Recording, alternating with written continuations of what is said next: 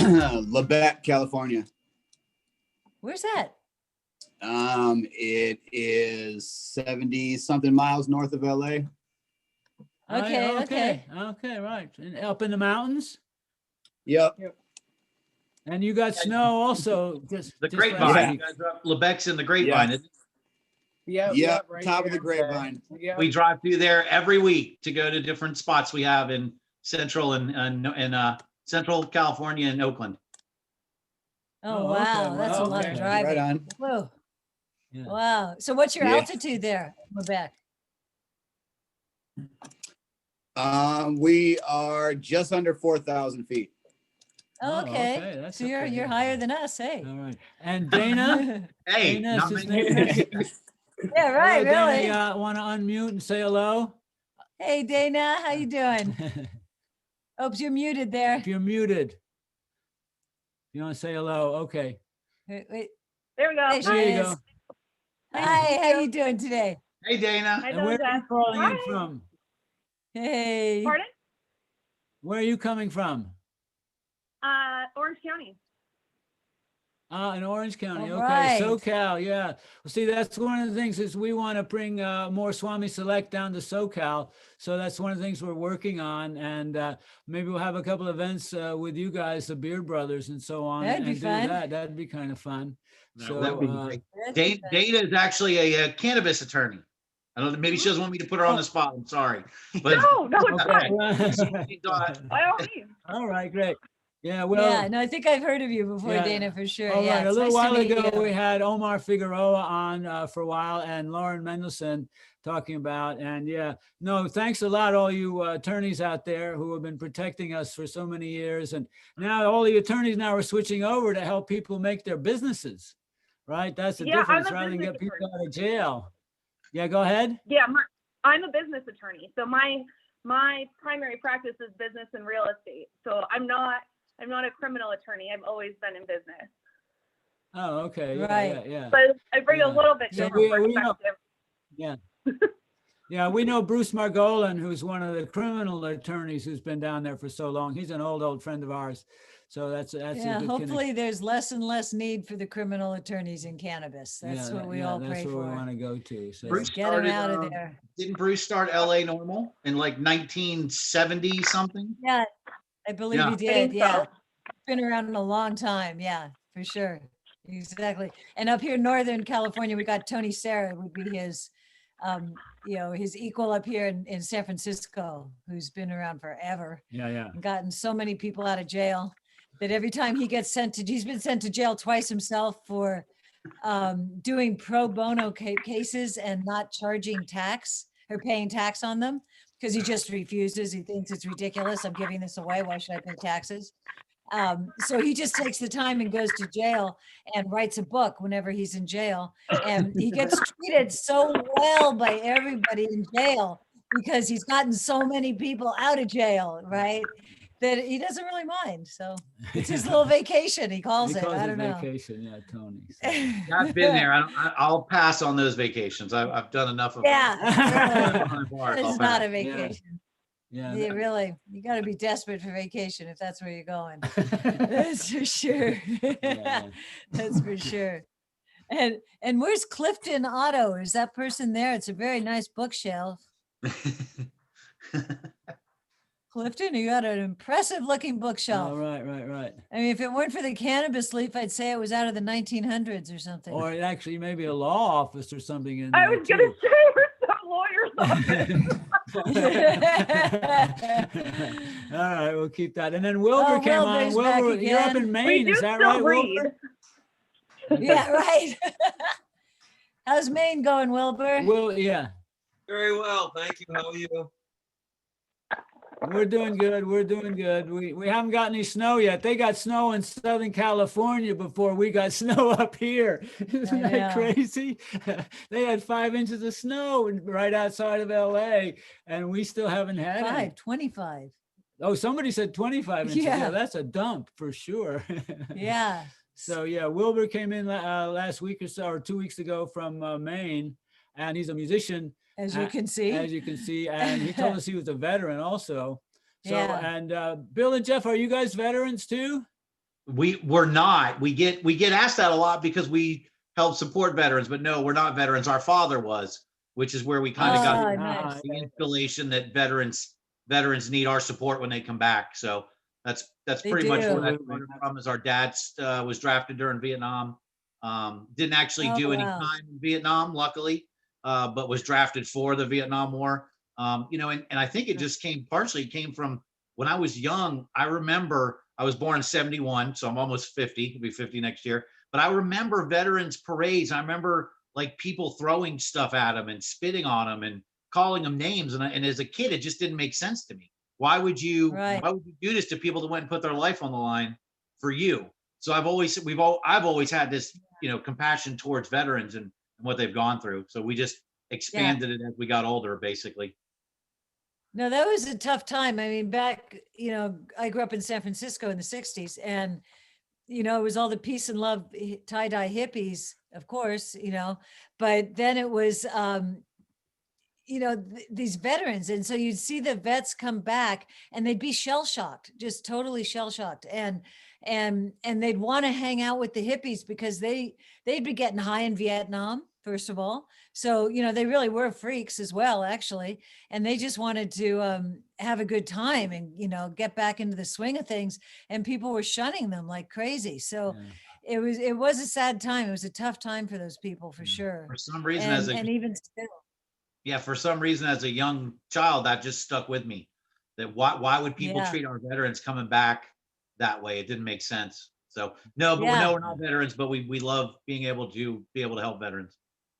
Yeah, for Yeah. sure. Us too. Hello, James Hirsch. How you doing? And how's New York? I'm doing good. New York's still here. Good. Good. Good to see Good. you. Good. I see you wore your beard to the party today. That's good. I You wasn't see going to take Nikki's it off. beard. Yes. Nikki's got a beard too. Yeah. Yeah. Well, it just. Oh wait, you lost some of my beard. Oh, there. I'm sorry. Don't She touch got my lost. beard. She's Yeah. got some Velcro there happening. Sideburns. This is stuff that actually grows on the trees up here, on all the oak trees and so on. And over time, it can actually sort of kill the oak tree, but it's quite good stuff. It's antibiotic and so on. And also, we found out from the Beer Brothers, it grows all over Florida too. I remember that hanging off the trees and what they call Spanish moss down there, right?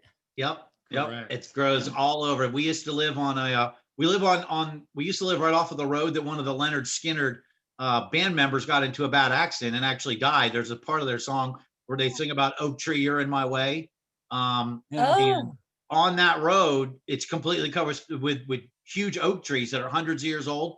They're so old that they Right. made the road go around the trees, but they are completely covered Ah. in Spanish moss year round. It just looks like it looks like a Halloween Ah. decoration all year round. Oh, Wow. Amazing. That sounds So, great. well, you grew up in Florida, and where exactly in Florida did you grow up? Well, we actually grew up originally, we were in Pennsylvania for my life, about the first 20 years of my life was in Pennsylvania. And then 20 years in Florida. And then I've been a decade out west here in California, but we lived in Northeast Florida, Jacksonville. And I'm 6 years younger. Jacksonville. And up in Pennsylvania. More of my Ah. youth was spent in Florida than in Pennsylvania. My Pennsylvania Northeast time was just a fun play in the snow time. And then Florida for most of the I rest. see. Yeah. Okay. Yeah, boy, they're two different places Yeah. completely. Yeah, well, Really I grew different. up in New Jersey, but and my parents moved to Florida when they were in early '60s. Huh. So I used to go hang out down there, Fort Myers on the West Coast.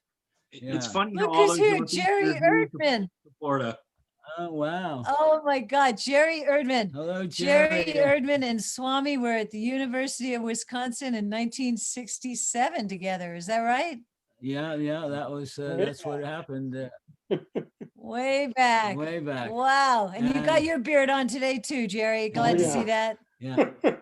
And that's where I Public smoked my spot. first joint with you, Jerry, probably. I smoked my first joint with you and Susan Doctor and stuff like that. So that's going back there. Yeah. That's right. You probably Yeah. did smoke your first joint with Jerry. Yeah. Wow, great So- to see you. Amazing. And who is Eli Bamberger here? He's just getting settled in there. Hello, Eli. Welcome, Eli. Uh-huh. Hi. Okay. So Hi, where are you coming in from, Eli? With some friends, Berkeley, California. All so- right. So I excellent. want to remind Welcome. everybody it's 4:18 according to our computer here. So you want to get ready to fire up. I think you want to sort of be in a preparation mode. Any kind of ingestion mode obviously is welcome. And we're here to celebrate the sacred herb in all its forms and ways that we all use it. So Hey, and welcome, Kevin Bachman. It's great to see Oh, you, Kevin, Kevin. yeah. Happy New Year. a little more Yay. light on the subject, Kevin. How you doing? He's got the Christmas lights going Oh, on. there There he you is. go. Okay. There you go. So we're so happy to be here today with the Beard Brothers. I mean, this is a treat. We met the Beard Brothers through Jack Reardon, who you can see there, because we're all equally blessed to have Jack as the guy who does our social media and so much more, writing and designing and so much for what we do. We just wouldn't. There's no way Swami and I could do that. We're a couple of Luddites Right. completely. So Yeah, we're always amazed how fast things go up too. Nikki's a very prolific photo taker and so on, and Jack pops it up and no, gets all his I am other always things. amazed how fast. Right, right. And so anyway, it's great to know that, we shared Jack, and But that's how we met Bill and Jeff at I think it was Hall of Flowers. Hall was of the Flowers way we up met. in Santa Yeah, Rose not too long ago. Well, last year would have been last spring, right? the year Right? It before, I could even think. been an Emerald Cup Last before spring, we that. didn't know. I was gonna say that was our first real interaction with you. I actually met you at Emerald Cup in 2013 or 2014 when Sherry Sicard was coming Oh, up there really? and doing some things. Ah. I was when we were still relatively new to things. I was coming up just helping her out with all of the media things she was doing at the time when the brand was just getting started. Ah. And you were, of course, Oh, hosting right. at the time and doing the 101 Okay. area. So I met you guys then, but I was just Jeff, somebody that you met, not Jeff of Beard Bros. So Right. All Right. Well, yeah, at the cup, we do tend to meet a lot of people. So firing away at 4:20, everybody. Nikki has to open the door because, see, Nikki at a certain point found out she had chronic obstructive pulmonary disorder, COPD, which a lot of people have, a lot from the pollution in the air and so on. So she had to switch away from smoking. And she does a vapor, what are they? Not a tornado, a volcano from time to time, but mostly she's now into edibles. I use the volcano for judge. Oh, there, you got a volcano going right there. Yeah, I said the bag. All right. All right. Yeah. But Yeah. we're still So going to be that's how doing I now judging. judge for the Emerald Cup is with the volcano. Yeah. Okay, so for everybody who's Exactly. just sort of joining us, we've been chatting a little bit with the Beard Brothers, who are people in Southern California with their brand, Beard Brothers, and they're indoor growers. So it's really interesting to have the contrast between we're up in the mountains and they're doing indoor. So and they come from a combination of Pennsylvania and Florida and so on, but been out here for what, 10 or 12 years, something like that. So welcome to the show, you So guys. when did you actually start your brand, guys?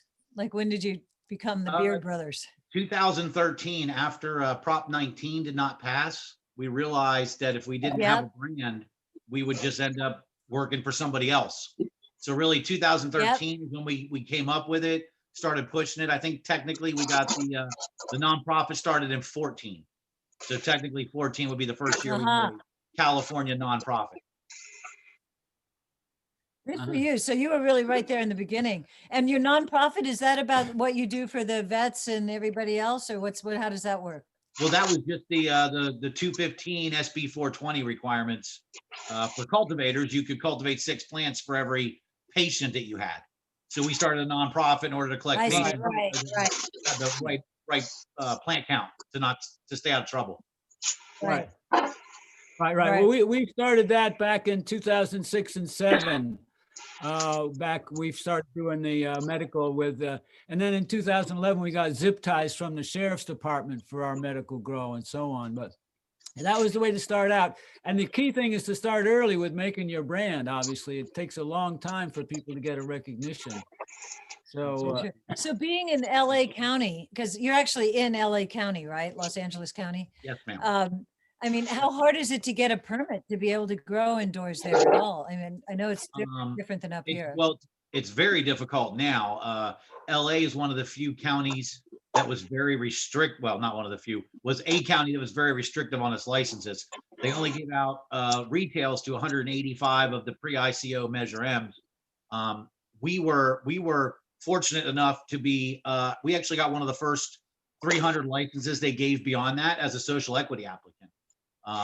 We qualified as a social equity applicant because they arrested us in 15. We were able to beat the charges, and then we could prove later on that we were acting in good faith by paying the Board of Equalization. So we were doing everything we were supposed to do California legal wise. That's how we ended up with the social equity license in Los Angeles. So Los Angeles isn't that, we don't even cultivate in Los Angeles because we couldn't get a license for cultivation in Los Angeles. We cultivate outside of it. Oh, okay. So in a next door county or something where you can do it. Yes, one of the places we're cultivating in is in Coalinga, which is about halfway between Los Angeles and Central Valley. Right. I met the guy from the supervisor, the city council of Coalinga, who was really pro-cannabis and was doing that a long time ago. Right. And don't they have the prison there or something like that that's sent over to the Marley brothers? How did that work out? Oh, yeah. Well, I believe it's still in progress. But yeah, Coalinga is very friendly for cannabis. You know, like a lot of the towns outside of the big towns, they weren't doing that great economically. So they were like, hey, we'll embrace cannabis, like Adelanto and Desert Hot Springs and places like that. Everybody outside of Los Angeles embraced it because LA wasn't, because they wanted the tax dollars.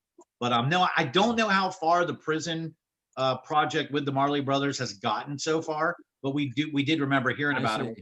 And that's poetic to turn a prison that probably held cannabis prisoners into a cultivation. I love it. Exactly. Yeah, it is. Exactly. Yeah. Yeah. It is. It is very good. So how many grow sites do you have in various places then? We have 2 sites in California and 1 site that we're working with in Arizona currently. But we've got a couple other states at play right now. Yeah. Oh, fantastic. So how does that work? Do you have to go back and forth to Arizona? Or you have just people you trust there? No, we do go back and forth to Arizona.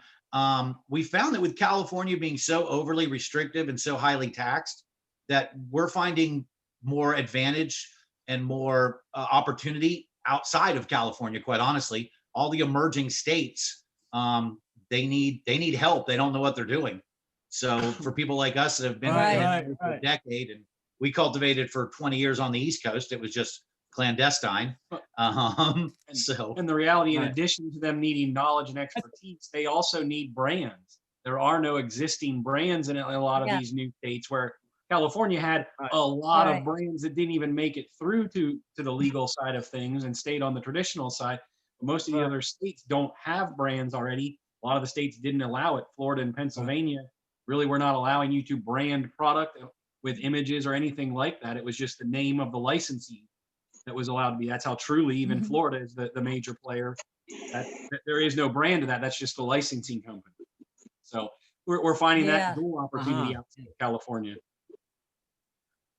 Yeah, that's interesting. Maybe it's Oklahoma, here we come, because they have almost no rules at all in Oklahoma. Yeah. Do they allow outdoor growing? Do you guys know in Oklahoma? They do. Oklahoma basically just adopted a completely free market approach. $2,500 for a license, no plant count, whatever you want to do. So the cream will rise, and literally it's $2,500 for a retail license, $2,500 for a cultivation license. Now you do need to be a resident, but they did a lot of things that were ahead of their time. They allowed people to continue to have their Second Amendment rights, even if they had a medical cannabis card. They allowed people to not be discriminated against for employment if they tested positive for cannabis with a medical cannabis card. The biggest thing I think they did that was smart was they allow out-of-state people to get a medical card in Oklahoma.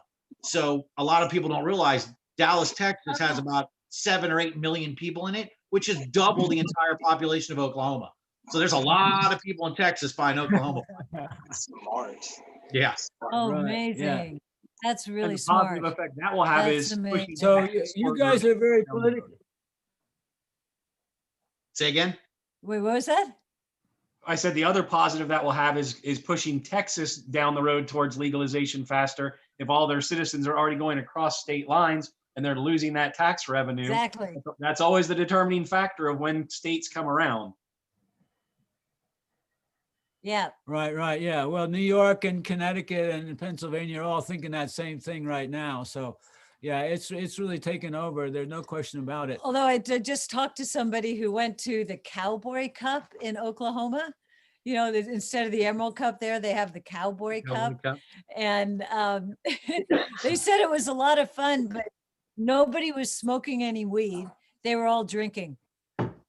Well, So they're catching up in that way. there's always still. room for improvement, obviously. So, Well, I think Yeah. so you guys are very politically active. What else are you involved in politically at the moment, organizing or what have you? I'm sorry. Say again? Sorry. Oh, what are you? What political action and organization are you working on right now, other than the veterans that we talked about already? You doing other things with the, you know, prisoner projects and in stuff. California? Yeah, I mean, we've worked with prisoner projects, talking about Sherry years ago. We've worked with Sherry to help pot prisoners for close to a decade now. What are we specifically working with? We just, a couple veterans we work with, the Veterans Cannabis Coalition. Our friend Colin has Veterans Walk and Talk, and he's actually starting a Veterans Psychedelic Talk, where he's got a combination of mushrooms Oh, that great. they're using for their walks now. Great. And he's Yeah. been spreading pretty quickly across the country with several branches. What else we have going on? I mean, we do definitely support several different groups on the prisoner side of things. Weldon Angelos, that's just recently got his pardon after getting clemency about a year and a half or 2 years ago. Finally got his pardon a couple of days ago. We do a lot of work supporting Weldon. Right. Mission Green is his organization, and then Great. he also has a cannabis brand that he's doing called Reform that is donating money back to a couple of different clemency programs. But he actually got all of his clemency and pardon from Trump. So he's been working a lot with the Trump organization and administration on suggesting to them who else should be getting clemency going forward. So I think he's somebody that's got in a position to really affect a lot of change, because they are listening to what he's saying. And like Bill said, we work with Sherry Sicard and her group, Amy Candu with Amy Pova with Candu Clemency.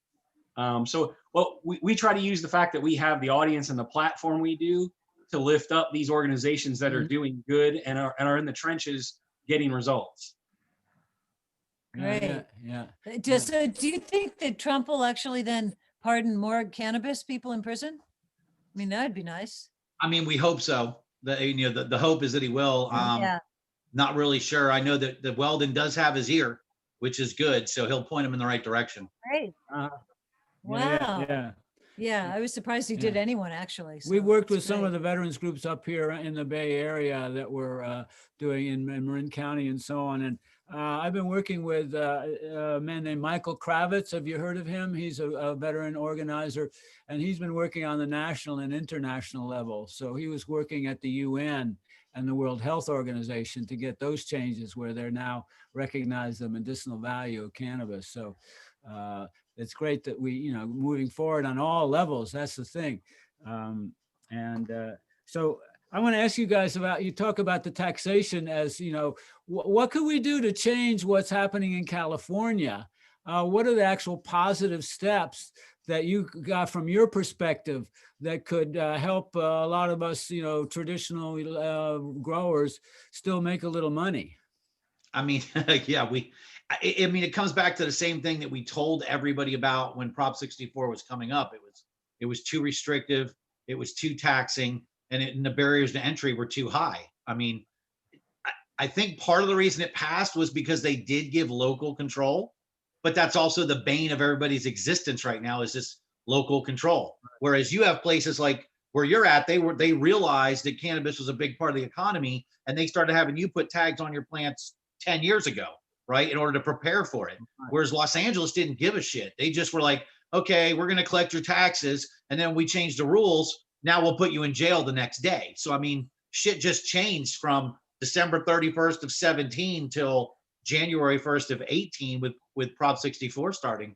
I mean, they have to lower the taxes. They have to give up some of that local control, because you can't have areas that the majority of the citizenry voted for cannabis, yet the people on the board decided they didn't want any retails or manufacturing in their city. So now you have one person making a choice that goes against the majority will of the people.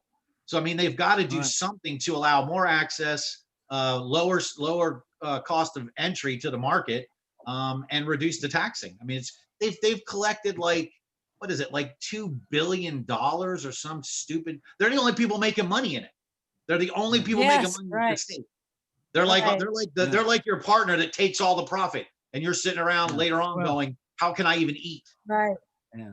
Right. It's not just the taxes, though. It's also, in order to get your permits and to come in compliance, you need to have all these specialists, come in. You need all these biological people for fish and wildlife and water.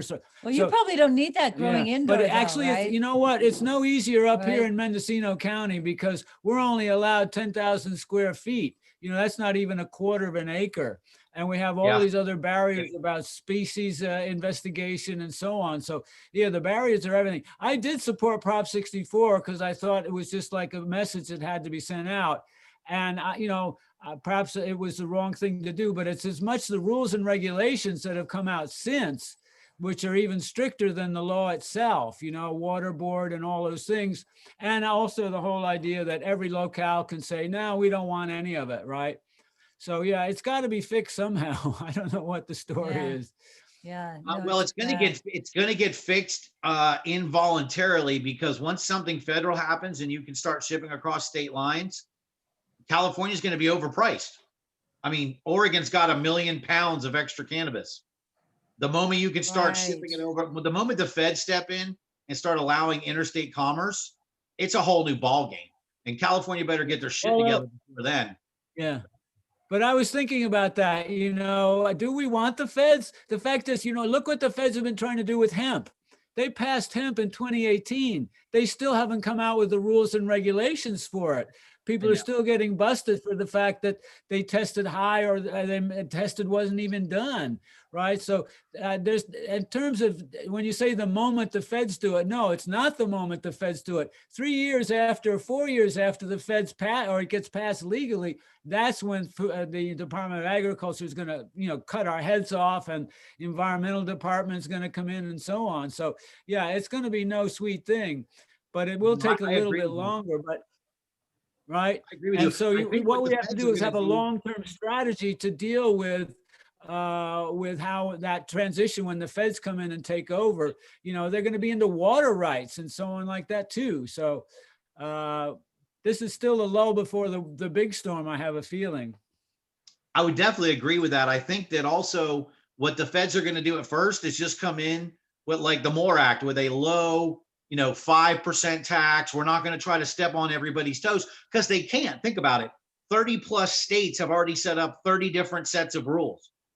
The only thing the feds can do is come in and say, we want a percentage of all that, in my opinion. Right. I don't even think they can dive into it beyond, we just want our tax revenue at first. Then I think, like you said, down the road, they're going to start imposing more and more things on it. But I really think at first it's going to be between a 5 and 10% tax. And that's going to be it. All right. But all the different states doing separate things is very much like California, where all the different counties and cities can do a different thing, right? And so every time you cross the state line, you got new rules, new quotas, new things, and so on. I have to say, it's going to be kind of a field day for a lot of the attorneys sorting all this stuff out, So what we have to kind of figure, what is our long-term strategy to deal with that, out-of-state stuff? Well, you're right. There's surplus everywhere. And how would the Northern California sun-grown flower, how is that going to compete with other places that say, hey, our stuff is just as good, but it's a whole lot cheaper? You're against the same thing indoor, probably. Well, even more so indoor. I was going to say, we look at it a little bit differently from that perspective, because The indoor, you can create the same environment no matter where you are. So like he was saying, California will become a destination only for indoor flower. You will produce that. We talk about Oklahoma being a dual prong state. It's very cheap to get set up with a license there, but in terms of a long-term play, getting set up in a state like that where it's going to be very inexpensive and you can ship to both coasts is the long-term play from an indoor perspective, because it's really going to be about cost of production, and your cost of production in Oklahoma compared to California drastically different. And if you're able to keep the quality of the product on the back end to go to each coast, that's going to be where business is just going to go to. Well, once there's interstate commerce, nobody's going to pay $5, $6, $8 a square foot downtown LA to rent a warehouse. They're just not, it doesn't make sense. Well, you could go to Oklahoma and get it for 30 cents a square foot instead of $5, $6, $7, $8 a square foot. Right. Exactly. Right. So the bread basket might so end I up think being what the bread basket again. Right. The flower basket. Right. So, but I think a lot of states actually only allow indoor growing. Right. And so that's a very different kind of thing, that there's, most of the states, in fact, really only allow indoor growing so they can supposedly control it. Personally, I think they only do that from an overly restrictive standpoint. Like Pennsylvania, for instance, they're only allowing indoor grows because they want to control everything. Oh, and obviously the climate. You could grow outdoors in Pennsensylvania because we used to do it. That's in the regs for Los Angeles County as well. Outdoor grows. Yeah, no outdoor in LA. And environment-wise, it's very conducive to being able to do that. But they wrote it in that way, so they can fill up all those warehouses and collect all of that tax revenue. Right. Right. See, what I would like to see from the indoor industry across a broad spectrum is, upping their ecological awareness and changing the footprint. So, I think that should be a thing. Every indoor should have solar panels, right? And have a certain stated percentage that you have to supply. And then there's also, where your water comes from. You have to purify your water to begin with, and then you have to on the way in, and you have to purify it on the way out, right? So that those kind of things, and the indoor industry can promote that, can say, hey, these are our highest standards, these are our best practices. And then you get a certification within the indoor business to say, okay, this is the best way to do it, keeping up with all the developments that happen every 10 minutes, really, right? So the indoor industry itself presents itself as environmentally and ecologically working toward what we're all working toward, right? And make that kind of a certificate for them. What do you think about that?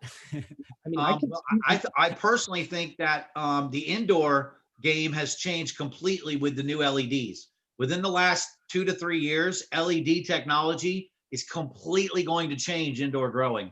It used to, we're seeing right now that even though there's a higher upfront cost for an LED light, you end up with about 1/3 the operating costs of these high dollar, high electricity using indoors with the HPSs and all the air conditionings. We run some of our rooms that we run, a 40 or 50 light room, you need anywhere from 25 to 35 tons of air conditioning, which is a lot.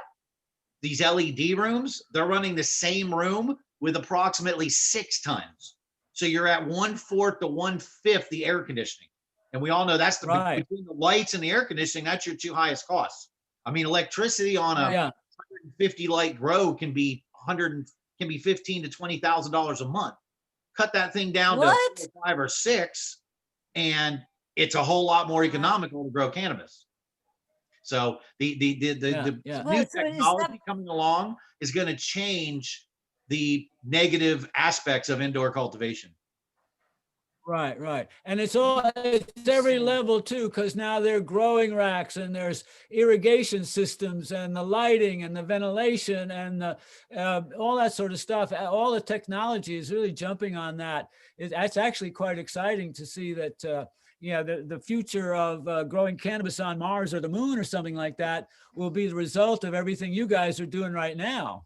Yeah, and I can tell you too, if we would have had LEDs that were as good as they are now, even just 10 or 20 years ago, it would be a whole different ballgame, because people are growing now on the East Coast and you don't even know they're growing, because LEDs is a game changer. You run your temperatures in the mid 80s. There's no footprint of from a FLIR helicopter. The snow's not melted off your ceiling, off your Right. roof. I mean, LEDs have completely changed the clandestine growing game. People can now put the equivalent of 20 and 30 light grows in their basement, and you don't even know it's happening unless you smell it. That's the only way to find out anymore. So if LEDs would have been around 10 years ago, I think things would be a lot different than they are. Yeah. Right. Well, there's no stopping it now, obviously, with that Nope. sort of stuff. And obviously the ventilation equipment is going to be improved too with, I don't know, charcoal filters to take the odor out, because that's, as you say, nowadays. Kyle Cushman used to tell this story about growing in the attic in this house. And it was the only house on like 10 houses on the street that didn't have any snow on its roof. Yep. Right. So that was one of those telltale giveaways. And so now you're saying that's no longer a threat, but No, it's still 'cause your and even LEDs aren't- outdoors. People, Go ahead. I'm people sorry. get busted for the smell outdoors too, right? That's one of the things that your neighbor says, I can't stand that smell. So you get busted for the smell, right? And so what Uh-huh. we're trying, one of the things we want to do on the top level politically is move to have a cannabis cultivation declared agricultural crop. Agricultural product. At the moment, legally within California, it's defined as an agricultural product. So that's a whole different category than a crop, agricultural crop. And so it prevents us from doing all kinds of things and puts us susceptible to complaints from neighbors about odor and lights and so on. So that's one of the things in California we're trying to work towards, is to get it designated now as an agricultural crop. And then a lot of the environmental inspections also will be less rigid. Now for cannabis in California, we have a more rigid inspection than for any other business, whether agricultural or not, right? Even manufacturers, it's all these environmental things that we have to pass that no one else has to pass to the same regulations. Right. And even testing, like you guys know about testing. When you have your product, if you buy a flower in a dispensary, it's guaranteed pure. It's purer than that vegetable you just bought at Whole Foods, right? Because the testing is guaranteed all that, but it's a huge expense. Yeah.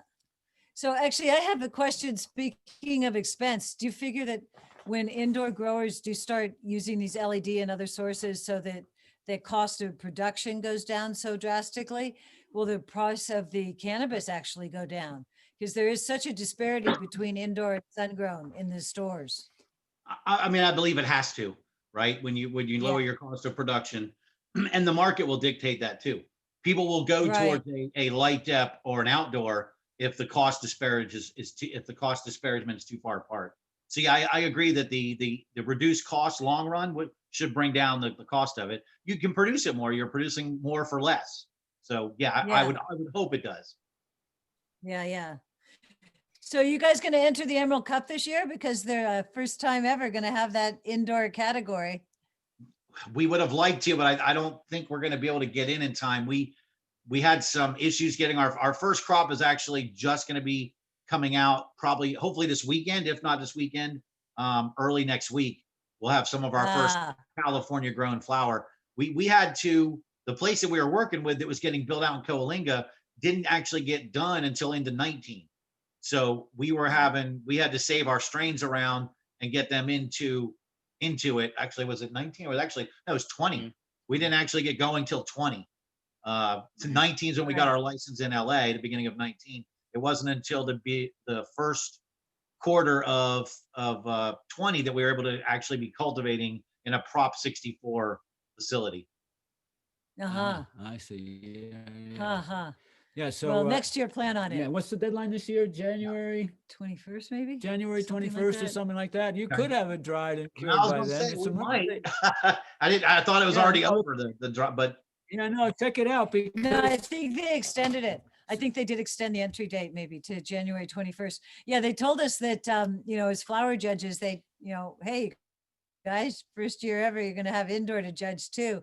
And Swami and I were basically the ones that complained the most about that, because we've been with the cup ever since it started, and it's just always been sun grown and we're stubborn.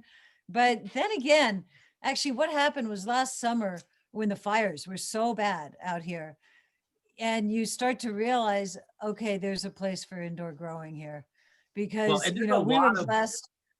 Not everyone was blessed. Not everybody got away with it. A lot of people lost their crops either to the fire or just the ash, Yeah. So we do have to consider indoor as a viable thing too. Well, and there also is a lot of good indoor growers in NorCal. They just don't talk about it all that much. No, that's right. Well, no, Oakland, and that's one of the reasons that we help work on the city of origin designation, right? You know, how we had the appellation and the county of origin, and we made this whole deal with all the indoor growers in Southern California, say, okay, you guys, you get city of origin. And so Oakland has its whole technique, Sacramento has its thing, LA has its thing. And so you're saying, okay, this is LA indoor, which has got a certain sort of pizzazz to it. It might just have to do as much with the cultivars that you guys are working with and what your audience wants, right? And so that's why, and so that's the thing that, you know, you can say, okay, indoor is always the same, but in some ways it's not really all the same, right?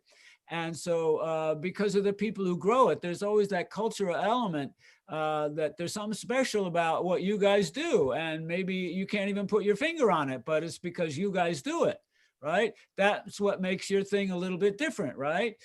Yeah. I agree. And I actually think part of the LA allure is that people realize that LA is always looking for the next new thing, right? Yeah. So we might not be doing the breeding here, but I guarantee you the people in LA are getting as many of the good breeder stock that they can get. And that's one of LA's things, always having the next runts, I guess is a bad example, but Yeah, right. Yeah. Yeah, well, Runts is already last year, you know. Exactly.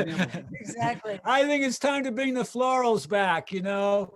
Some of those really, really fruity florals that, you know, the gassy gets a little bit, you know, I love the gas, but, you know, you know, let's bring some fruity florals back because it'll just give us another menu item. So, you know, in the history of indoor, and I'm sure you guys probably know this, but maybe some other people don't. I mean, it did start right up here in the Emerald Triangle, actually. People don't necessarily know that because what happened was back in the 90s, early 90s, early to mid 90s, when so many people were getting busted up here for growing outdoor. Still at that point, somebody figured out, hey, why don't we just try doing this indoor? Like, you know, they're growing other kinds of flowers and fruits and vegetables. So people started setting up these indoor grows up here in the hills.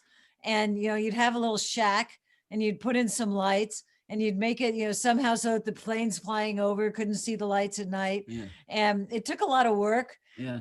It also took a lot of gasoline for And the diesel generators. and so on. Yeah. And that was really a problem. Yeah. A lot of that gasoline was going down into the creeks and stuff. And that was really an issue. So then finally, at a certain point, people realized, well, what the hell? We could do this anywhere. We don't have to be living up here in the middle of nowhere in a shack. What are we doing? And they realized we could do this in the middle of San Francisco. We can do this anywhere, literally. Right. And that's when it took off. And so there are still some people that grow indoor up here, of course, especially on the coast where it's cold. Yeah. It's just And the weather foggy. doesn't permit for growing Right. sun-grown outside on the coast, even Right. in Mendocino. So it does still exist. Yeah, but back in those it did days start when here. the went indoors, a lot of things happened. First of all, people would rent a whole house and they'd put all these children's toys outside around the house. And then they would go and move them every couple of days and so on to look like the kids had been playing with them. So when the flyover happened, it looked like someone was there. But the whole house was actually just to grow, right? Yeah. Or otherwise, people would buy containers and bury them underneath. And like Nikki said, you build a shack in the middle of the forest, which you couldn't see from overhead. But after a while, they started getting infrared things so they could see if the roof was hot, like you're saying. And they would even be able to detect that through the forest. So people got busted that way. And then people said, well, let's give it a try. Omar, what'd you say? Oh, I wanted to share like this legendary indoor grow I heard about, like somewhere in Humboldt County that was constructed where there was a creek and it flowed over like a little waterfall. And so the hippie who owned the land, like, you know, went to investigate the waterfall and found a natural cave. So he wired a hydroelectric generator to the creek so that it would power the lights inside the cave, and the stream would provide thermal camouflage so that no one with one of those flight things could see it because it'd be nice cool water. And that's legendary. fantastic. So the ingenuity of the cannabis grower is obviously legendary, no question about it. So, and that was, but then people finally said, hey, as Nikki said, if we grow I up never here, we got might as well grow busted. in the I only warehouse heard about system. him as Yeah, never got Wow. busted. Yeah.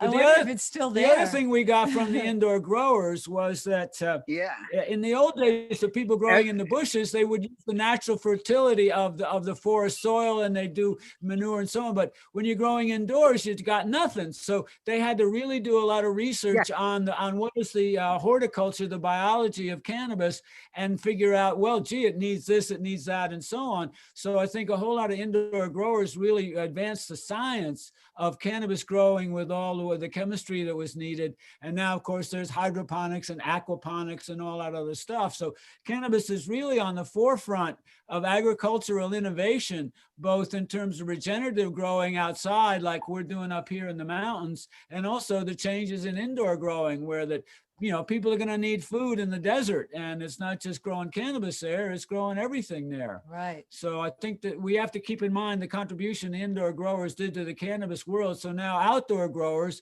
grow better because the indoor growers did the science. Well, and I will attest to that. In the late 80s, the only thing you could find for cannabis nutrients was bloom and veg, right? You had one powder for veg and one powder for bloom, and that was it. So I think it was 89 is when when I lived in Florida. I was cultivating in Florida. We would literally drive 90 miles to another city to a hydroponic store to make sure we weren't being followed either by the police or by people to rob you. It wasn't even about just the police, because if the wrong people followed you home from the hydro shop, then they just come rob you a couple weeks later. So you had to be looking out like that. Same up here too. You couldn't be buying truckloads of soil at the local nursery and carting it out into the wilderness. Not in the old days. So when did you guys do your first grow? I started growing in Pennsylvania on the edge of cornfields, just because we got tired of buying Mexican brickweed. It was too expensive and it had seeds. So we tried to grow our own. The first real grow that I had would be a hydroponic setup we set up in Jacksonville, Florida, in probably either 89 or 90. And we just set up an NFT indoor system with a 3-light sun circle, which they don't even make them anymore because it doesn't make sense to move your light around in a circle. But it was pretty neat at the time.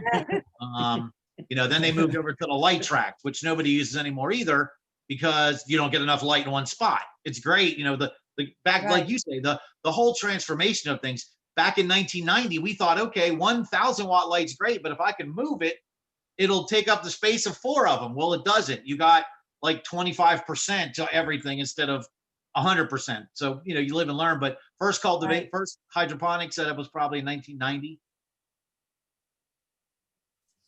Mm-hmm. Fantastic. I see. Yeah. Wow. So how old were you then? You were pretty young. I'm not done young. I turned 49, so I'm gonna be 50 next year. So he was 19 right. when So he set up that first one. 18, 19 when we set up our first one, which, by the way, me and my friend set it up with his dad.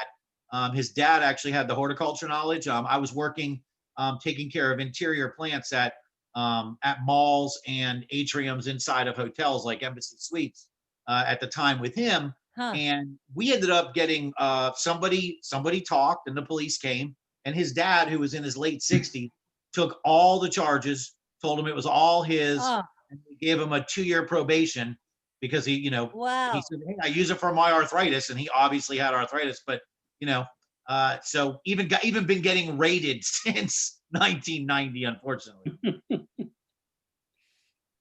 Wow.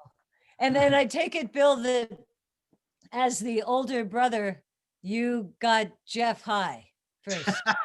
You're correct. I did. You would be correct about that. It's funny how the timeline line up. I was 13 when he did that first grow, and coincidentally, when I was 13 was the first time I smoked. The funny story there is he actually picked me up from YMCA basketball practice, and I smoked with him in the car on the ride home. Hell yeah. So good Christian young man. When did you first get stoned, Bill, and who turned you on? It's funny. I was 13 as well, and I lived in Pennsylvania at the time. And my best friend, his parents were professors from the University of California at Fullerton. So they were here in Los Angeles as professors. His older brother was in college at Penn State at the time. So we either took his parents' weed or his brother's weed. And I think I might even smoked it with his brother in college, but I was drinking old granddad and smoking whatever weed they had at 13. So that's a bitter combination. Actually, good old bourbon is really lovely stuff. I used to slug bourbon myself. Now I just sniff bourbon. You know, I just open the bottle and take a good deep huff of the Jack Daniels or something like that. It's such a lovely smell. I can't go near it anymore. As far as, and then when you moved to Florida, you just kept growing down there, huh? Say again? Oh, when you moved to Florida, you just set up a grow down there and that worked okay? I mean, because it's pretty hard to grow outdoor in Florida, I would imagine. Well, it's very hard. Hydroponic, they said in Jack. Yeah, we were hydroponics. We were growing indoors. It is hard in Florida. You have a lot of humidity. So back in the 90s, exactly. They didn't have all the high-tech greenhouse features they had. But we did go to University of Florida, and we did go research all their tomatoes and lettuce. They're the ones who developed the hydroponics at Epcot Center. So it was kind of just a natural progression. And then when we saw them growing tomatoes in a piece of rock wool and a greenhouse, they would literally grow these tomatoes for 9 months. They would be in a 6 or 8 inch piece of rock wool, and they would just keep bending the tomato vine back and forth so that you were picking at standing height, but the vine would be 40 feet long by the time they got done picking the tomatoes off it. So we went and did a lot of research like that. Growing outdoors is not easy in Florida, and these companies have found that out. If you don't see a lot of it, but if you don't watch it for it, you don't see a lot of it, but there's plenty of pictures of mold in the pot coming out of Florida because they're growing in hoop houses with no humidity restrictions and things like that. And you just can't. Right. Yeah, it's not orchids, you know, it doesn't need that humidity, orchids. right? Yeah. So it's Interesting. But and all over the South, there is that problem of the humidity and so on. And it's really interesting. And also, but did they also have the 12-hour vegetation thing in South Florida? Is that too close or not? Well, we were in North Florida, so we did dip down into that, and you did have a traditional flowering cycle there.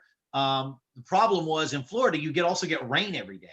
So traditional outdoors is completely, I wouldn't say it's impossible, but it's like near impossible for outdoor in Florida. I did landscaping for years, and you could count on in the summertime and into the fall, you could count on it raining between 1 and 4 o'clock every single afternoon. So, I mean, just think if your plants in their last couple of weeks of flower getting rained on every single day. And downpour style rainstorms. To where the buds just break off. Monsoon stuff. Yeah. But see, that's just another argument, like you were saying before, that once we have interstate commerce, then what'll happen is it'll grow, it'll be grown where it grows best for that particular use. And whether it's indoor at the lowest cost expense or Northern California, because you want that special outdoor, it's where, if you want hemp, then you're going to grow it in Kentucky and so on. But a lot of those people growing hemp had that same mold problem because it had all that rain, all that time, right? Yep. So it's not just an easy, everybody can grow this kind of crop, as you guys know. And that's why you guys have a brand that's very special. And we have a brand that's special. It takes a lot of extra to make that thing stand out. Yeah, it's not corn that you just spray Roundup over top of. Oh! There's much more to it. Well, California has the strictest pesticide laws for cannabis anywhere, right? There's you're not allowed to use any pesticides at all, so and that's you have to deal with all those problems. We do the integrated pest management. What kind of stuff do you have to do indoors for pests and pathogens? We actually do a lot of the same things. There's a lot of beneficials you can get both in live bugs. They also there's a company called Madrone that does actual sprays that are a bacteria that is inertly suspended. And when the bacteria hits a pest exoskeleton, it actually will come back and start eating holes in its exoskeleton and kill it. So with the pesticide issues came a lot of a lot of areas where people were expanding into natural ways of doing it, but we use H2O2, neem oil. We don't use any pesticides either. We try to stay with either natural oils or natural sanitizers like H2O2 or things like that. But I'll tell you what, I'm seeing a lot of good things from our friend Eric with Light Depth Greenhouse with the Kagan water he's doing with this really low pH water, high pH water. Uh-huh. Is it good for the plant? Oh, that's the Eric from the Emerald Cup? Yeah, Eric, you know Eric, Eric Branstad. Yeah. Yeah, great. So we're loving what we're seeing That's with great. Yeah, that's cool. he's able to spray bugs with a certain pH water and they die. And you don't even need to say you did it because there's no pesticides. You sprayed water. Harry Rose Wow. swears All by right, that. you can adjust the Wow. pH of the water through a really big scale, right? We've seen that. No, people use that also Another thing for after the fires, when you had a high ash content on your plant, people were Yep. trying to use the Kagan water as well for that to clean the plants off. Yep. So we've seen a lot of good things. I mean, let's Interesting. face it, if you can kill pests with water, why wouldn't you? So Yeah. Yeah. As some of that water being high acidic, you might have to be careful about how it deals with the plants and so on. But the thing about this matter, you get a bug that'll eat. You get one bug that eats the bug that's eating your plant, right? And then you got to keep that in balance. And then the various bacteria and there's this other one. This people up here created this Dr. Zymes thing, which is an inert enzyme. Which works that way too, and it will deal with stuff on the leaves and so on. But the other thing is people up here got in trouble a couple of years when they were buying that rock wool, and the rock wool had myclobutanol, this pesticide into it in the rock wool itself. And people say, hey, I didn't spray, I didn't use it. And then it turned out it came in from the rock wool or even from a compost that got then systemic up through the roots and tested. So people have to really be careful of, read the label is the idea, right? If you're going to put anything on, read the label. Yeah. It's great that you guys do a lot of education too, I've noticed, which, we applaud. We try to do the same to just get the word out there. Do you try to help teach a lot of people about indoor growing? It started out like that. It started out where we were showing people what we were doing in our grows. And that's kind of what got, I guess, people interested in us. It morphed more into media news from that. But when we originally were here in California, we were trying to build up our Instagram. We did do a lot more interactive growing stuff, showing people how to take cuttings and what our mothers would look like and, the different processes. Right. But quite honestly, we've gotten so busy and our cultivation isn't a everyday thing for us anymore like it was 3 or 4 years ago, that we've kind of gotten away from it. But I would like to do more education on cultivation. We have a lot of people that we watch that do it. Craft Farmer, if you want to get some education on LEDs and just a basic education on cultivation, Craft Farmer is putting up a bunch of good storylines recently about, and he's an LED grower. That's actually that's good to know. Based on what he told me he needed to cool his rooms and his dehumidifiers. It was mind-boggling to me what he's able to do. Yeah. Well, that's one of the things interesting. indoor people have discovered, that the way the ventilation works is extremely important. You can't just have horizontal ventilation. You need to have the vertical component as well. That's one thing that Eric was really working on, as I recall. And that's sort of like the airflow within, because of the humidity issues and also all kind of other things and the spread of possible powdery mildew and so on. The airflow is really important aspect. Yeah, So somebody's asking if you could put the information links about LED, et cetera, up on the chat room or something. So I don't know if you have any links that you could share about that. That would be great. We have some links to the manufacturer of the lights and stuff like that. We can put something up, I'm sure. Okay, cool. That'd be great. And then the website too, we'll put up the website link and so on where you can connect to these guys. And that's where you can find out where your stuff is available. On the website, there's all these. So what are your products that you're now featuring and what kind of places? Talk about the products that you have now under your brand. We are we getting into Prop 64, we knew it was going to be a challenge. We had started making RSO for people probably about 3 or 4 years prior to Prop 64. So when it came around, we were able to get our cultivation immediately. We were able to have people make RSO to our specifications. So we do have an RSO that we put out on the market. We've had that out since I think the middle of 18. It was the first product we put out.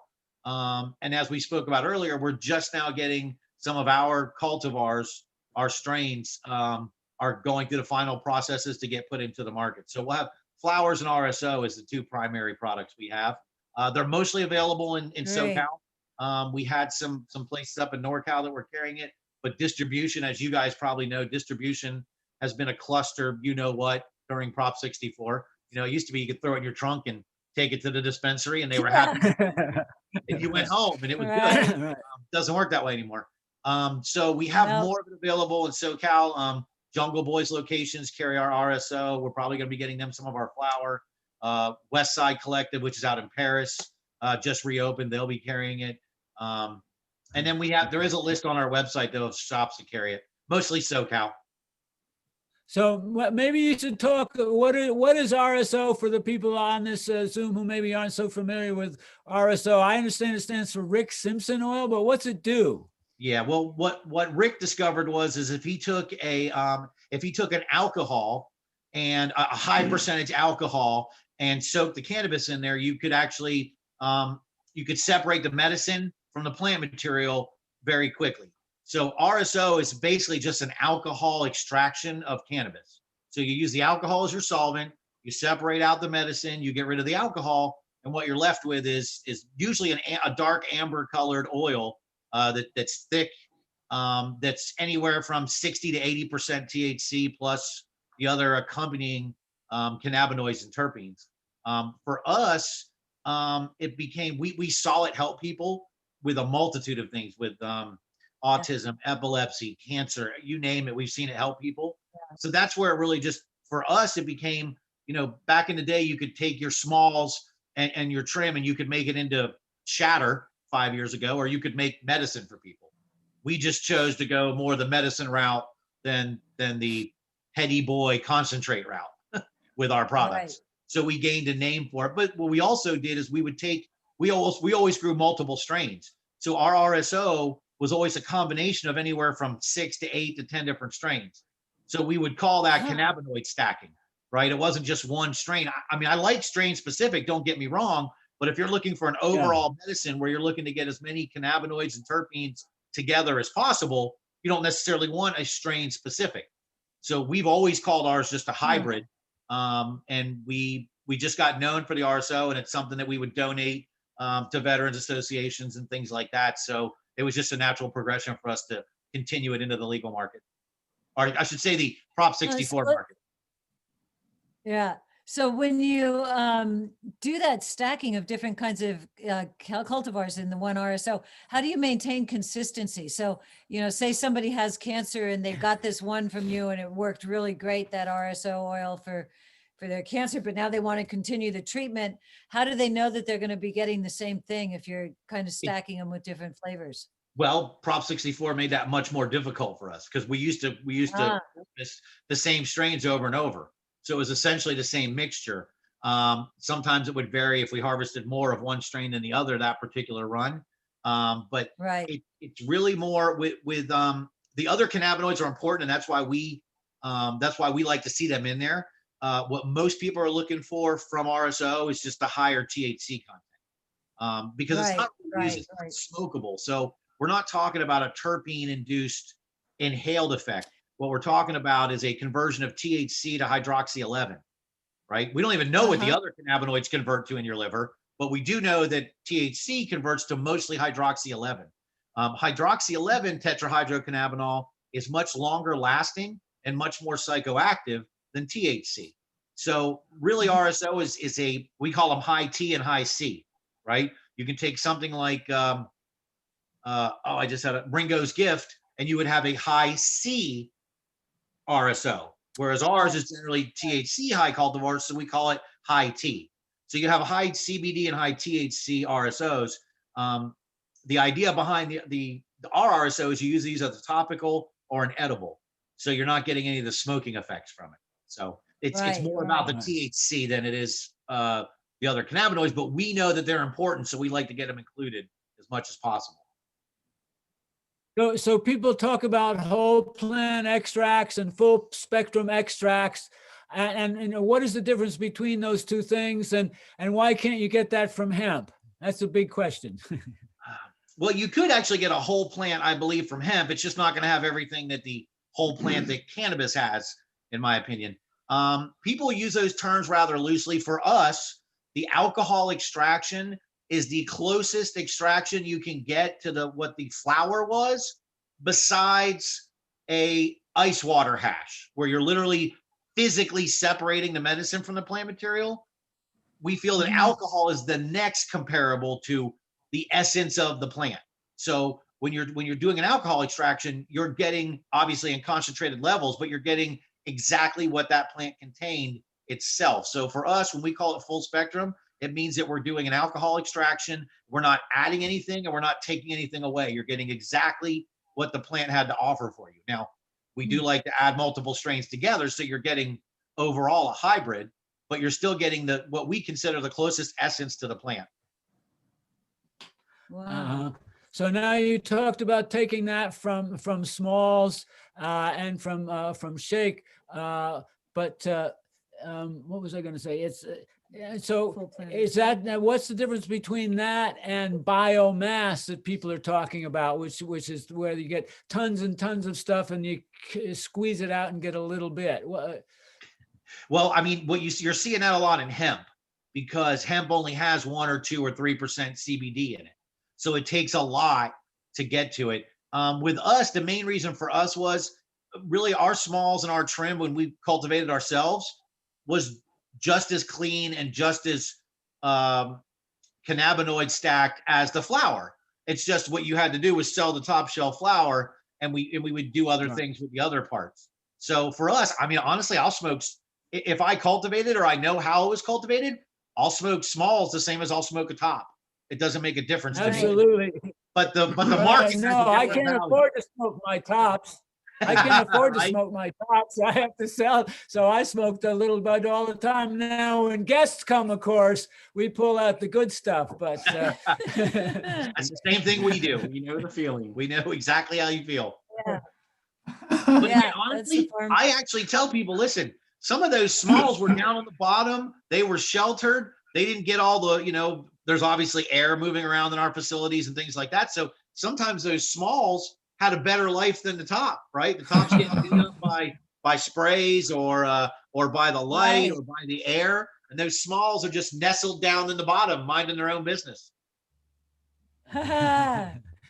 So when you harvest, you take the whole plant, right? You're not taking branches or trophies or anything. You're just going to cut and harvest. You take the whole plant. How do you do that harvest?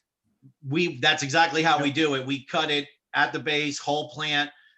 We like to see it hung in a 60-degree environment with 60% humidity for at least 10 days. We like to shoot for 14 days. Yeah. Shit, we've seen it go as long as 20. So yeah, that's cold. Yeah, absolutely. Yeah. Yeah. Well, we had a lot of problems this year in our big barn. First of all, we had a bigger crop, so it was like packed more stuff full than it's ever been before. And it had been super dry up to that point, so we had to not even put the dehues on, otherwise it was getting sucked out too much, right? And then all of a sudden we got this bunch of rain, and we have a barn full of wet weed, and we had to keep, it was going up 70-80% humidity, right? But fortunately it was down like 55 40 50 temperature like that. And so we had this whole thing, but it went, it went like almost 3 weeks it was out there drying in those conditions. And I think that actually turned out pretty good. It's really full of terpenes and smokes real good and so on. You don't want to push the drying. I really agree with that. That's really that 60-60 and 14 days. Yeah. Slow and low. Exactly. That's how you want to do it. You want to cure it as slowly as possible.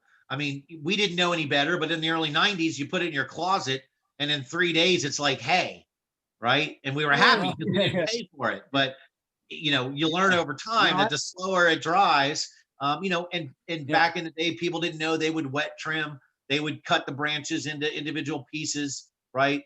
For me, I like to have the plant to have one cut at the base of it. And that's the only place that there's a cut that's bleeding off moisture.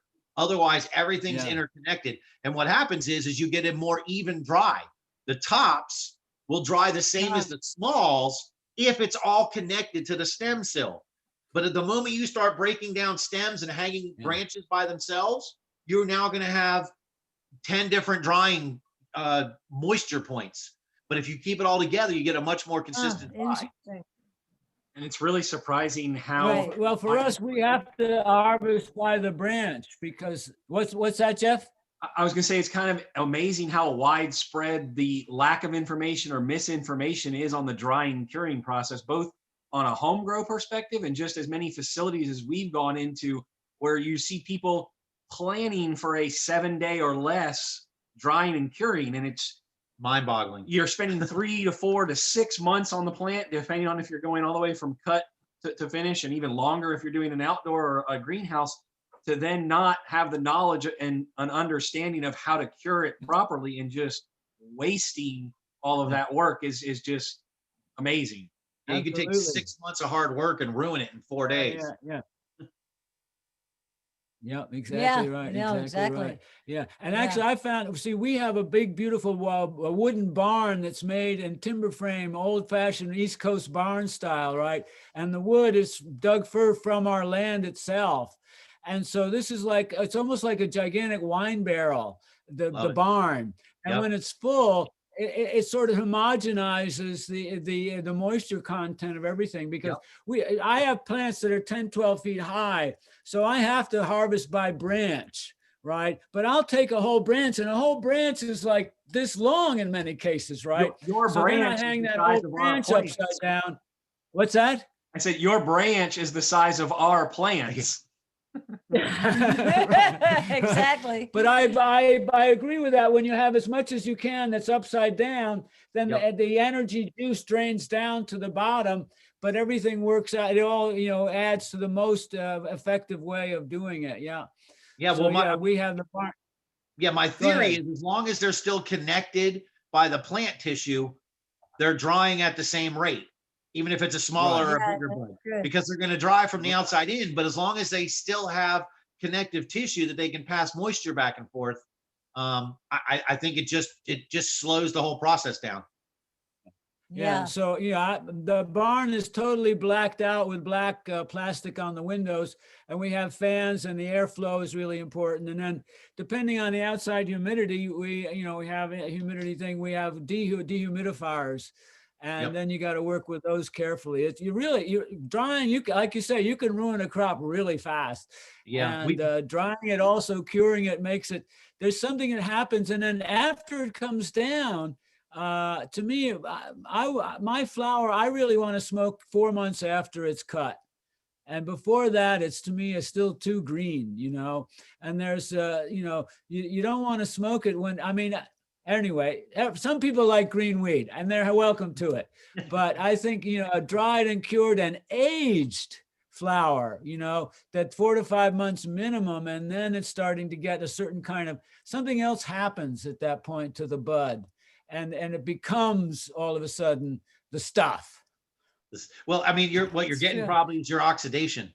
You've got cannabinoids, I believe, changing and things like that, and CBN being produced from the oxidation of it. But I agree with you. I do some, it's weird. So, some strains I like green, and some strains I like cured, like you said, but I'll smoke it either way. I think several things are happening about that time. Number one is, like you're saying, the CBN does increase slightly as time from harvest. Another thing is that a lot of the terpenes went on the fresh plant are what they known as monoterpenes, much simpler structures. And then they do have some biterpenes and so on. But as it ages, then those transform, they polymerize and become sesquiterpenes or polyterpenes, which is a different, richer smell. And it has different medical purposes as well, right? And then the other thing that's happening is chlorophyll breaks down. But it breaks down by taking on oxygen, and that's the oxidation you're talking about. And so it's almost like with tobacco, there's kind of an oxidation fermentation thing that happens that really finally turns that green bud in special cases into something that's the kind or the stuff or what it really is, right? Like tobacco too. Yeah, true. So I just have to say, I don't know how you guys wear these beards all the time. I think I get the beard off here. And this is like, gets a little itchy in there, you know? I wondered if So, you would Nikki, make do it you the have any entire questions? episode with Yeah. it on. I'm back. So, yeah, are there any other questions out there for the Beard Brothers? Any other questions that anybody might have or anything before we wrap this up today? Just let us know. Okay. Looks like we got some great advice here and information Yeah, today. really. Really. Thanks No, a this lot, was guys. fascinating to learn We about. got some good stuff happening What here. you're doing down there in And- Southern California and Arizona. That's really fantastic that Yeah. you're doing that too. Really. So Appreciate we're all you looking inviting us. forward to a new year. Most What's that? definitely. We appreciate you inviting us. Yeah. Most Oh, thank definitely. you. Thanks for coming. No, it's Yeah. great to be able to connect with you guys. And again, thanks to Jack Reardon for introducing us and all the work he does for both of us. Yeah, It's really. invaluable. Great. Thanks, Jack. And And thanks Are- for all the people who came on for the first time yeah. and some old friends. I want to say hi to Jerry Erdman again, who well, probably one of the very first guys I ever smoked dope with way back at the University of Wisconsin. I love that. And, It's awesome. That is too. right. And Jerry also had a wonderful distribution business back when it was in the traditional way down in Hollywood and so on. So we used to work together a little on that. I don't know if he wants to tell more about that. Probably not. Sounds like Probably not. It is the statute of limitations, though, we have to say. Right. But actually, Swami Select was influenced by one of Jerry's things. It's true. He was did that art. he had some flower of ours, and he called it Yogi Brand. And so that was kind of one of the hints along the way to be for Swami Select, because I was already Swami at that point, but we didn't have the brand. And then our brand just turned out to be kind of a fun thing. Nikki was taking some pictures of me out in the meadow. And then we put a little leaf around it and said, hey, let's make t-shirts. We first made some t-shirts with it, but and branding is telling your story, right, you guys? And so when you have a good story and it's a real story, people respond to that. And That's right. just stay true to your principles. And I think the beards have a lot to do with it. I really do. You know, there's something about the beards. Well, I know if you're 50, you actually, if it were, you could be my grandkids, you know, it's like, Wow. That's a weird thought. well, not my grand. I'm You're 77, so you would be my kid. You would be my kids, not my grandkids, Right. right? Not your grandkids. And so, I have two sons also in that 50 category, Yeah, more or yeah. less in there too. So So our next guest coming up on January 14th will be Chad and Ed from the old rock and roll band called Live. If you remember that band from the 90s, they had some real hits, and they're very special to us because we've using the name of one of their albums, Secret Samadhi, for one of our cultivars this year that didn't have a name. So that's going to be kind of fun. And unfortunately, they're in Pennsylvania, so we can't even get them any Secret Samadhi to smoke yet. So yeah, keep talking to your Congress people, folks. Talk to your senators. It is time to get this cannabis Right, federally legal. right. Even though it's going to be a whole new level of regulations, it's time we do it. Yeah. So Oh, and the do Secret that. Samadhi, which is the music relation to this group, the seeds come from Humboldt Seed Company, Nat Pennington, who had a new cultivar. He didn't know what the name was. He didn't want to name it. Right. So he gave us the option to name it. So we grew a whole bunch of it this year, and it's really very special stuff. And it'll be out on the market at some point. Yeah. So soon. yeah. So Happy New Year, everybody. Yeah, I mean, really. only a few more hours to go and we'll be out of 2020 finally. And Yeah. you know, who knows, maybe 2021 vision's Right, even and- clearer. So And go get your party on, somehow. yeah, tonight. April's ready there. I love her hat. Celebrate, great. right, celebrate for a new beginning for everyone. And, All right. yeah. Anyway, so anybody have a question, a remark, or something before we sign off that you want to ask these guys? And is that Wilbur? Did you want to say something? Yeah. There you go. what is your exchange rate when you make your RSO oil per gram? Like I tried making it when I first got diagnosed with my disease, and it took me a ton of flour to get a couple grams of RSO. We generally looking at anywhere depending on the starting material and the percentage of it. You know, a product that has a 10% ratio to it, you'd be looking at about 45 grams for a pound. So we generally look to get between 40 and 60 grams per pound of material. Okay. Wow. How many grams of flour did you use? I used 28 grams of flour and I got probably 1.5 grams. That's not too far off. 10% of 28 grams would be between 2 and 3 grams. So if you got almost 2, you were on the lower side, but it's not too bad.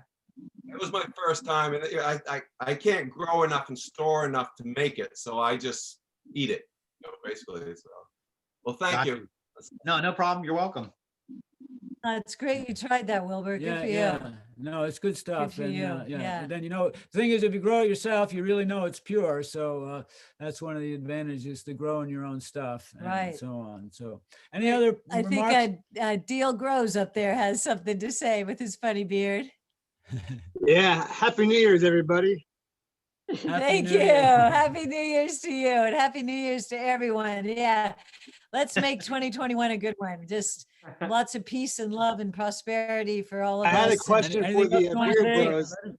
I wanted to know if there's any future of solventless in 2021. We would like to have some solventless coming. Well, again, our cultivation isn't exactly what we thought it would be, so we're still working on securing being able to have product to do more things like that, but we'd love to. Good. Well, good luck to you guys this year in every way. And I hope we get to actually see you in person again at some point. Something. I mean, hopefully by this time next year, we're all out and about again, able to hug one another in person. So that's what I'm hoping It doesn't for. feel right without doing Emerald Cup at the end of the year. It's weird. No, you're right. We all missed it. It really was kind of a hole in the season. It was our sort of, you know, gathering together thing for sure. But we're going to do that in March at the virtually. Virtually in March. That's going to be, and it's an expanded show in some ways. At the same time that it's, you know, put into the Zoom, but since we've all been Zooming for the last, 9-11 months now, we've all gotten pretty good at it. You know, people don't forget how to unmute and mute and so on. And, you know, it's just a whole sort of way of, you know, 21st century communication. So that's right. At any rate. Anyway, blessings to you all, and check out the website with these guys, the Beard Brothers, and come along. And when is the next date? The next one's January 14th when we're, by January 14th, we should almost have a new president. So see how that goes. Thanks so much, Bill.